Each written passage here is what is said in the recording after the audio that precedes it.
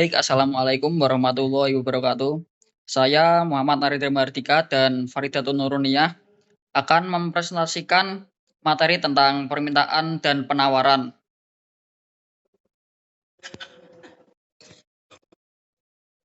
Yang pertama yaitu permintaan dan penawaran. Permintaan uang adalah jumlah uang yang ingin dipegang untuk transaksi, jaga-jaga maupun untuk spekulasi atau kebutuhan yang diinginkan. Sedangkan penawaran uang adalah jumlah uang yang ada di masyarakat yang dikendalikan oleh Bank Sentral atau Bank Indonesia. Selanjutnya ada teori kuantitas uang. Hubungan antara jumlah uang yang beredar dan tingkat inflasi menurut teori kuantitas uang MV kali PY, di mana M adalah jumlah uang yang beredar, V adalah kecepatan uang beredar, P adalah tingkat harga, dan Y adalah output real. Menurut teori ini, apabila jumlah uang yang beredar di masyarakat atau M lebih tinggi atau lebih banyak daripada output real atau Y, maka akan menyebabkan inflasi atau P.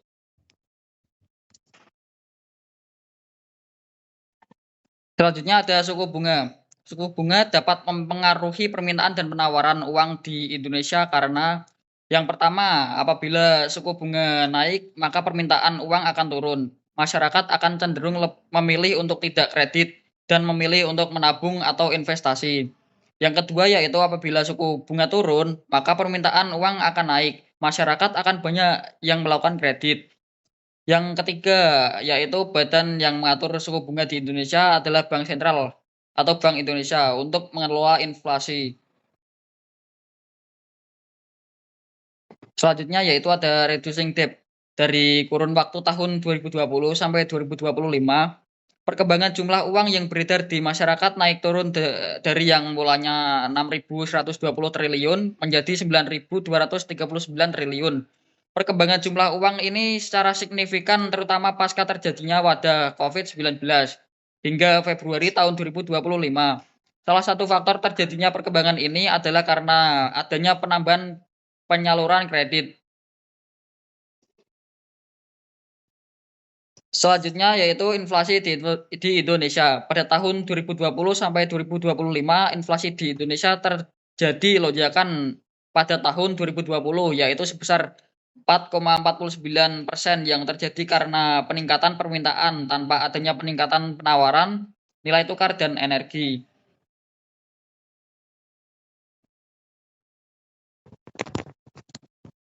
Oke, selanjutnya saya akan menjelaskan tentang kebijakan moneter. Kebijakan moneter adalah kebijakan yang dibuat oleh Bank Indonesia untuk mengendalikan uang yang beredar di masyarakat dengan tujuan menjaga kestabilan ekonomi atau inflasi. Salah satu instrumen yang digunakan oleh Bank Indonesia adalah operasi pasar terbuka, di mana BI akan membeli sekuritas pemerintah atau menjual sekuritas untuk mempengaruhi JUB.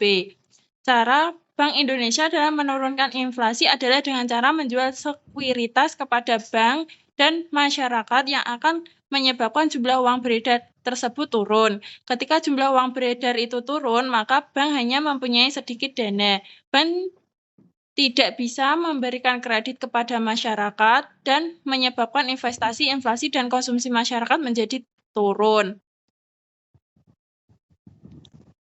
Selanjutnya, Bank Indonesia dalam mengendalikan inflasi dengan cara menyesuaikan suku bunga menurut kita cukup baik.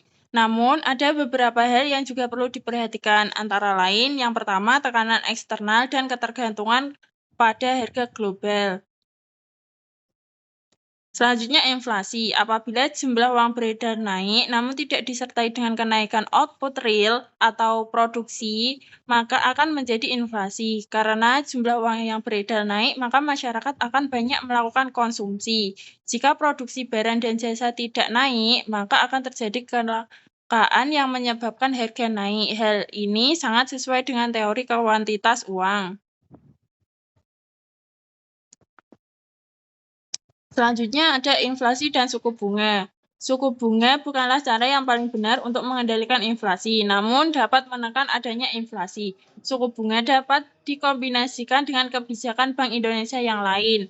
dampak dari adanya kenaikan suku bunga antara lain yang pertama investasi akan turun karena pinjaman naik. Sistem ekonomi melambat karena banyaknya karyawan yang kena PHK dan pengangguran menjadi naik.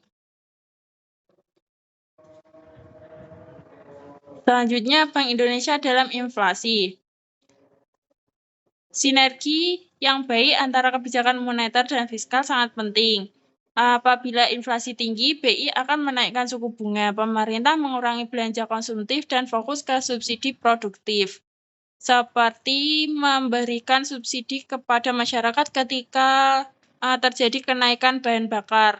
Saat ekonomi lesu, BI menurunkan suku bunga. Pemerintah akan meningkatkan belanja infrastruktur dan bantuan sosial, yang akhirnya menciptakan keseimbangan antara pertumbuhan, stabilitas harga, dan kesejahteraan masyarakat. Baik, sekian dari kelompok kami. Kurang lebihnya mohon maaf. Wassalamualaikum warahmatullahi wabarakatuh.